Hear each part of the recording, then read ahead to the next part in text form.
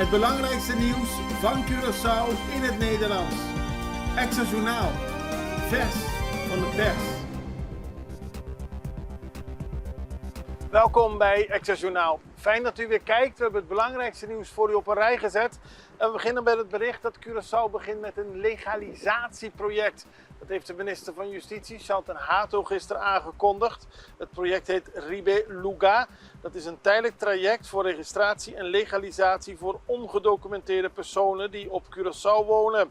Ribe Lugar is een initiatief van het ministerie van Justitie met als doel meer orde, duidelijkheid en waardigheid te brengen in een situatie waar vooral jaren geen structurele oplossing bestaat. Iedereen die kan aantonen dat zij voor 13 november vorig jaar Curaçao zijn bijgekomen, daar nog steeds verblijven en geen strafblad hebben, kunnen meedoen aan het traject. Dat start op 1 mei van dit jaar.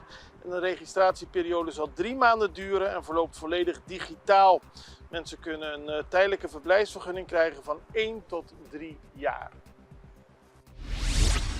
Curaçao verliest de eerste wedstrijd onder Rutte. Dat gebeurde op Curaçaose tijd om 2 uur vannacht. Tegen China. Druilerig, regenachtig. Bij sommige momenten heel veel regen. In Sydney, in een stadion dat niet heel erg vol was. Het was geen geweldige omgeving om een eerste wedstrijd onder Rutte te beginnen. Ook de wedstrijd zelf viel tegen. 2-0 verloren tegen China. En Curaçao had moeite om aan te vallen. En ook de doelpunten vielen relatief makkelijk. Zo zagen we van achter onze luie tv-stoel. Dus de eerste oefenwedstrijd is achter de rug. We moeten ervan leren. We zijn op weg naar het WK, dus het kan zeker nog beter. Maar het was in ieder geval een eerste wedstrijd van het Curaçaose team onder Fred Rutte. En dinsdag speelt het team nog een oefeninterland tegen Australië. Auto vliegt in brand met chauffeur er nog in. Ja, ernstig ongeluk. Gisteren vond plaats om 2:30 'smiddags bij de Santa Rosaweg, de hoogte van Landhuis Bloemhof. Er werd een politie naartoe gestuurd en daar zagen ze een man aan die zwaar gewond was. Uit onderzoek is gebleken dat de bestuurder van het voertuig reed in de richting van de Schottegatweg Oost, de controle over het stuur verloor en tegen een boom botste. Op het moment van het ongeval vloog het voertuig in brand. De bestuurder liep brandwonden op aan delen van zijn lichaam en heeft een beenbreuk. Hij is met spoed vervoerd voor de spoedeisende hulp van het CMC. En er is een onderzoek naar het ongeluk gaande. Gedeputeerde Bonaire stapt uit bestuurscollege. Dat gebeurde gisteren. Gedeputeerde van Financiën Anthony Weber, die daar in het bestuurscollege zit namens de partij M21, heeft in een persconferentie van zijn partij gezegd dat hij met onmiddellijke ingang zijn functie ter beschikking heeft gesteld aan de Eilandsraad. Er was een vertrouwenscrisis ontstaan binnen het bestuurscollege, aldus Weber. Zoals men misschien weet was er in de dagen daarvoor veel geruchten op Bonaire over spanningen binnen de coalitie. Woensdag werd een persbericht verspreid waarin werd ontkend dat er spanningen zijn. Maar daar wordt wel naar Weber verwezen, maar is niet met hem gesproken. Dus onder zijn naam is een persbericht verstuurd en hij zegt dat kan gewoon niet. Deze gang van zaken is volgens mij duidelijk een gebrek aan vertrouwen in zijn collega's. En daarmee stapt hij uit het bestuurscollege. Oud-minister Sint Maarten veroordeeld. Dat gaat om Christophe Emmanuel. Die heeft gisteren 29 maanden cel opgelegd gekregen. En een ontzetting uit het recht om openbaar ambt te bekleden voor de duur van 5 jaar. Hij mag dus geen ambtenaar of politicus zijn. Hij krijgt deze straf opgelegd wegens het aannemen van steekpenningen, misbruik van functie en fraude. Het onderzoek liep al enkele jaren. 3 jaar geleden waren er huiszoekingen. En de rechtbank acht Emmanuel nu schuldig aan passieve ambtelijke omkoping en misbruik van functie. Er waren allerlei openbare aanbestedingen van projecten.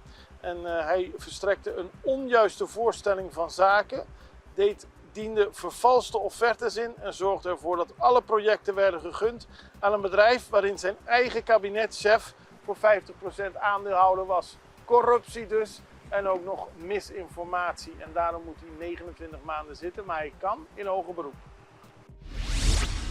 De nieuwe prijzen van diesel en benzine bekend. We wisten het al dat het enorm zou gaan stijgen. Maar vanaf 31 maart, dat is komende dinsdag, betalen we aan de pomp voor een liter benzine nu 2,15 gulden. En diesel wordt 2,22 gulden. Daarmee is benzine flink gestegen en diesel helemaal. Ook water stijgt flink met 20 cent en elektriciteit met 4 cent.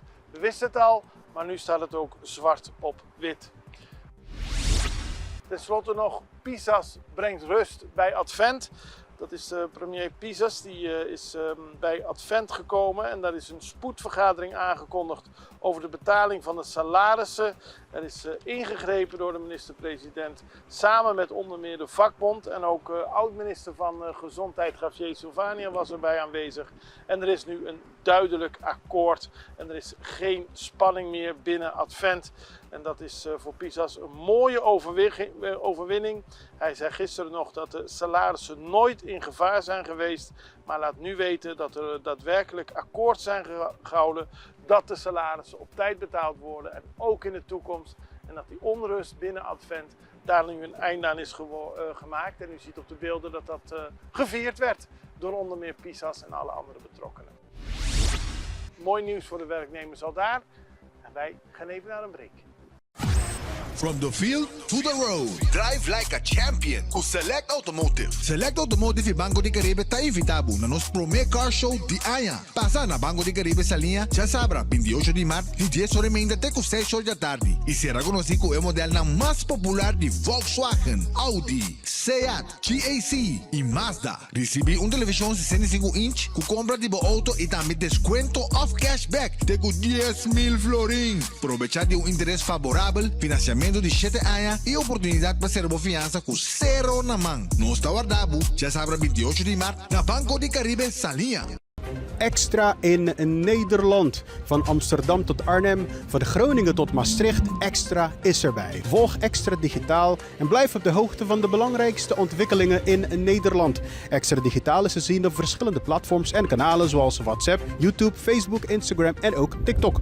Wilt u ons op de hoogte brengen van een evenement of iets doorgeven? Neem contact op via WhatsApp, e-mail, Facebook of bel gewoon 06 1364 2945. Volg of abonneer je op Extra Digitaal. Klik aan en volg ons. Toen ik op zoek was naar een auto heb ik eigenlijk rondjes gereden om het eiland. Mijn vader vertelde dat ze hier hele betrouwbare Chinese auto's verkochten. Dus toen ben ik ingestapt. Er was eigenlijk al direct een klik, voelde me heel erg welkom. Geen enkele vraag was te veel. Als ik tussendoor ook even appte omdat ik vragen had, werd het direct beantwoord. Hele fijne service, heel vriendelijk.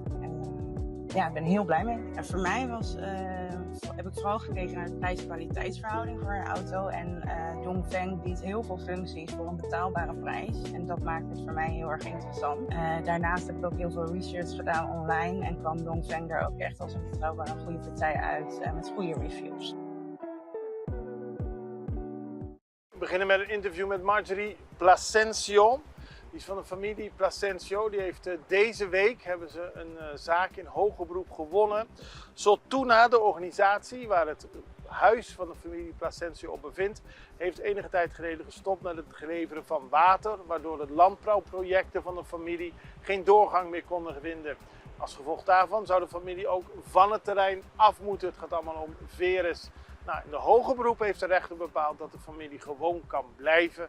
Dat er voldoende water moet zijn, dat het landbouwwerk van de familie door moet gaan. Dus voor de hele familie is het een enorme opluchting, deze uitspraak in het hoger beroep. Omdat in eerste aanleg nog werd gezegd dat ze daadwerkelijk weg moesten. En we spraken met Marjorie Placencio en die was emotioneel over de hele gang van zaken, maar blij met het uiteindelijke resultaat. Het is een zaak die echt een jaar geleden begonnen is. En het is, het is heel erg persoonlijk geworden op een gegeven moment. Want het begon met in 2020 een aanvraag voor persoonlijk faillissement. Naar mijn vader toe, naar Juan Placencio. Die hebben we ook gewonnen. Het ging helemaal goed, we konden blijven, prima. En daarna werd het echt gewoon het niet geven van water. Dus geen irrigatiewater geven. En zodoende zijn er natuurlijk consequenties. Maar op een gegeven moment kom je echt terecht dat je geen producers meer hebt. Je hebt papayas die allemaal geaborteerd worden, omdat er gewoon niet voldoende water wordt gegeven. En tomaten die helemaal niks krijgen omdat er gewoon geen voeding is. En zodoende gaat het maar door. Het is echt een cyclus. En vorig jaar hebben ze gewoon echt gevraagd voor ontruiming, compleet ontruiming. Dat hebben ze gewonnen in de eerste instantie. En het heeft echt mee te maken, wat ik ook net vertelde, van toen we echt naar de hoog beroep zijn gegaan, hebben zij echt, dus het aanrecht heeft besloten, zij gaan gewoon echt naar Soltuna toe. Ze gaan echt naar Desavan en dan gaan ze echt de situatie bekijken. Laat me kijken, waar zit het water? Hoe kan het zijn dat iemand zegt, nee, ik heb voldoende water. En de andere zegt, ik heb helemaal geen water. Dus laat me kijken. Dus en zo hoort het eigenlijk ook. Precies. Zij hebben gewoon gezien wat de waarheid was. Er is geen water. Het is zo erger geworden nu, dat de mensen die nog steeds overgebleven zijn, die alleen maar eentje is die nog aan het produceren is, die krijgt maar 6 uur water per week. Jeetje. Ik noem 30 jaar geleden, omdat de familie zo lang daar woont natuurlijk. Ja, maar het zelfs meer, 35. 35 jaar en de laatste periode is het dan helemaal mis. Wat is de achterliggende gedachte? Wilden ze het terrein voor andere redenen gebruiken? Ja, ik denk het wel. Ik denk het wel, altijd. Maar er is zelfs in een gesprek tegen mij gezegd, want ik werk al jaren samen met mijn vader in de agricultuur. En de terreinen, hoofdkantoor van Soltuna, laten we zeggen, ligt hier. Ja. De terreinen van mijn vader liggen precies echt in een satellietpositie. Ja? Dat je eigenlijk zelfs met ogen vanaf... Je kunt het gewoon met blote ogen zien? Alles kan gewoon gezien worden. Echt een satelliet. Ja? Prima. Er werd tegen mij gezegd van... dit is wat ik kan zien, deze terreinen wil ik. Ja.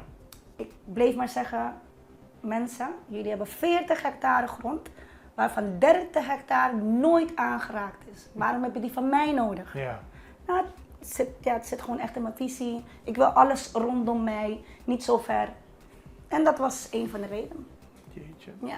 Hoe is de familie er nu onder? Ja, we zijn blij omdat we het allemaal terug hebben gekregen natuurlijk. Maar... het is heel zwaar economisch gezien. We hebben een hele jaar door van één advocaat naar de andere advocaat, naar de tweede advocaat Olga Kostrovski. Nou, die heeft alles gewonnen. Een situatie, vonnis die jij hebt gelezen. Maar eerder dan dat hebben we al andere advocaten gehad. Een verhuizing was echt, moet je maar voorstellen. Een huis, prima. Verhuizing, 35 jaar in een huis gewoond, dat is al duur. Eén. Weet je wat het is, het ontruimen van een 6 hectare grond die agricultuurslangen heeft? Jeetje. Elke moederslang heeft zo'n dikte. Dat was niet normaal. Dus het was echt... Ik moest mijn auto verkopen.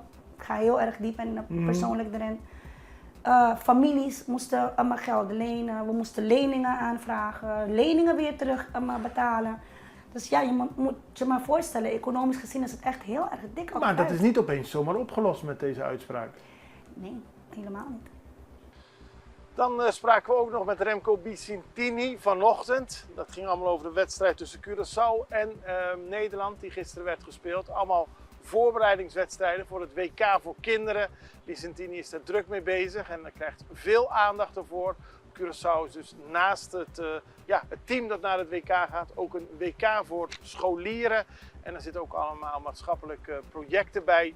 Mooi om te zien dat het voor de kinderen nu al goed uitpakt. Ze zijn heel zelfverzekerd en het belooft nog veel meer te komen. Kijk even naar het interview met Remco Bicintini. Remco Bicintini, nou ja, de vaste kijkers die kennen jou en die kennen ook deze prachtige beker natuurlijk. In de aanloop naar het WK, er is steeds meer aandacht voor het WK voor kinderen. Ja. Gisteren was er een hele belangrijke wedstrijd tussen Nederland en Curaçao bij het veld van Jong Holland. Ja, hoe was het? Ja, belangrijke wedstrijd in die zin, want we spelen het echte WK na met de kinderen hier op Curaçao. En er horen voorbereidingswedstrijden bij. Ja. En we hebben ook een oefenwedstrijd voor hen georganiseerd. En dat Nederland tegen Curaçao. En dat ging dus tussen 2 scholen. Ja. De Nieuwind College, die uitkomt met het Nederlands elftal. En de Frater Evonius uit Koraalspecht, die Curaçao vertegenwoordigt. Die kwam helemaal met de bus van Koraalspecht hier aan de Nobel. Ja, dat is ook natuurlijk geweldig, want kijk, met de nationale ploeg hebben wij ook de nationale bus. Plus de chauffeur Malon die ze opgehaald heeft van Koraalspecht. En die ze gereden heeft, want het was voor hun uitwedstrijd natuurlijk, naar Otrabanda. En de volksliederen werden weer... volksliederen was weer geweldig. En geweldig. Nee, de kinderen groeien en wat natuurlijk ook fantastisch was, dat er heel veel media-aandacht weer was. Ja. En Nederlandse media, BNN-VARA kwamen filmen. BNN-VARA die kwamen speciaal hiervoor. En ja, je moet je voorstellen, dus de 2 landen en de hele school met alle kinderen daar op dat veld die ze supporten.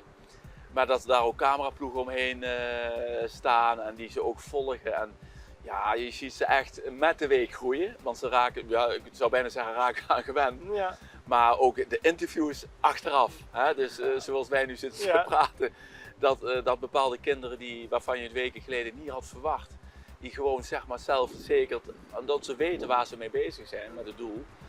Voor de camera verschijnen en perfect uitleggen waar ze mee bezig zijn. En dat is wel mooi. Ja. Het project begint steeds meer duidelijk te worden. Voor jou deze voorbereidingswedstrijden. Voor jou is het heel mooi. Voor de kinderen is het heel mooi en er gaat nog heel veel meer gebeuren. En ik hoorde zelfs dat er een stadion gebouwd gaat worden. Of heb ik dat verkeerd begrepen? Nou, dat is een beetje overdreven. Leek me ook wat veel. Een beetje overdreven, maar... Nou, we hebben hier een mooi terrein. Dat is top. Nee, nou ja, de vraag snap ik. Hè, want dat gaat een beetje het ronde. Nee, maar het feit is dat we niet alleen het WK, het sportieve gedeelte draaien, waar de groepsfases, de knock-out fases, de finale gespeeld worden, maar hier zitten ook 4 sociaal-maatschappelijke projecten achter, die we met de wijken, met de scholen doen.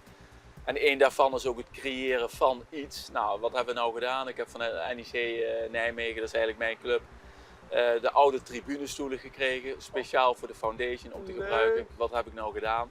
Alle scholen, wijken, barrio's die een land vertegenwoordigen, krijgen allemaal 10 tribunestoeltjes. Dus het is niet één stadion, maar het zijn allemaal onderdelen van het stadion? Onderdelen van, dus met die 10 stoeltjes per land. Ik noem maar iets, je bent Canada, nou dat zijn de hoofdkleuren wit en rood. Ja. En dan krijg je nog een paar kleuren bij om daar een bepaalde creatie op te maken. Dus dadelijk krijg je een hele wand met 48 keer 10, dus zeg maar 500 tribunestoelen. Leuk. Met alle landen, met alle kinderen die dat gemaakt hebben, wie ze tegenwoordigen. En ja, dat kun je ook wel in ik noem het gewoon een stadion, het is gewoon een stadion. Ja, maar wel leuk. Het is een hartstikke mooi project en we blijven je volgen hiermee. Maar nog een laatste vraag, wie heeft gewonnen, Nederland of Curaçao? Curaçao voor de tweede keer. Yes! Het was een geweldige wedstrijd, het ging echt tegen elkaar op. En als je alle kinderen eromheen zag, die joelden, je kunt je wel voorstellen. De reguliere speeltijd was 3-3. En we hebben weer geëindigd met strafschop en weer Curaçao heeft gewonnen met strafschop. Ik zou ervoor tekenen bij het WK. Ja, ik ook. Er zijn al 6 punten, dus dat betekent dat je door bent. Hey, dankjewel. Dus oké, graag gedaan. En op Aruba was er gisteren de opening van de Wegenang Interinsular, de Interinsulaire Spelen. Dat was groots met 2 ministers uit Curaçao. Minister Gerling Kroes van Aruba en ook vertegenwoordigers vanuit Bonaire. Kinderen hebben een mooie openingsceremonie gehad en de eerste wedstrijden zijn al achter de rug. Maar het is mooi om te zien dat Aruba op deze manier aandacht besteedt aan deze kampioenschappen tussen scholieren van de ABC-eilanden. En het gaat deze keer onder meer om aquathlon, rennen en zwemmen gecombineerd, atletiek en volleybal. En we zullen hopelijk maandag de resultaten bekend kunnen maken. Dan gaan we tenslotte nog naar Venezuela, want de regering heeft een week vakantie afgekondigd. Verplicht. En dat heeft te maken met de energiecrisis. De regering is ertoe gebracht om maatregelen te nemen om het elektriciteitsverbruik in de hele publieke sector te verminderen. Het besluit omvat de opschorting van activiteiten gedurende een week te midden van een hittegolf en terugkerende stroomuitval. Dat is even doorbijten voor de bewoners van Venezuela de komende periode. Ze hoeven niet naar het werk, maar de stroomuitval zorgt voor heel veel problemen. Laten we hopen dat het een week wordt waarbij de bevolking er goed doorheen weet te komen. Dit was Excelsionaal. We zijn er maandag weer. Ik wens u een heel prettig weekend. Maandag kunt u weer kijken naar Excelsionaal en dan hoop ik u te zien. Allerbeste, tot ziens. Dag.